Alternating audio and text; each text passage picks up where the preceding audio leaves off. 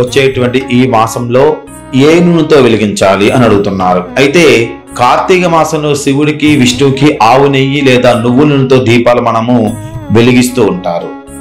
ఇక ఆవు నెయ్యి నువ్వుల నూనె రెండు కూడా శ్రేష్టమైందే.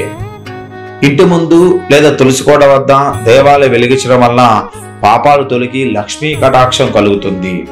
ప్రత్యక్షంగా దీపదానం చేసేటప్పుడు వెండి ఇత్తడి కుందుల్లో నూనె పోసి ఆ యొక్క నెయ్యి పోసి 2 ఒత్తుల్ని వేసి దీపదానం చేయాలి. ముఖ్యంగా దీపారాధన పద్ధతుల్లో మనం ఖచ్చితంగా కొన్ని ఆచరణలు పాటించాలి.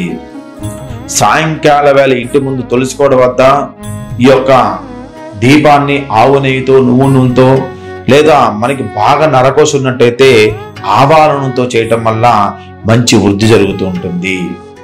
ఇక కార్తీక మాసంలో ఒక మంచి రోజు ఉదయాన స్నానం ఆచరించి శివాలయం కానీ విష్ణుదేవానికి వెళ్ళి 2 మట్టి లేదా ఇత్తడి లేదా వెండి ప్రమిదలు తీసుకొని వాటిలో నెయ్యి ఒత్తులు వేసి దీపారాధన చేసి దాన్ని దీపదానంగా చేయాలి.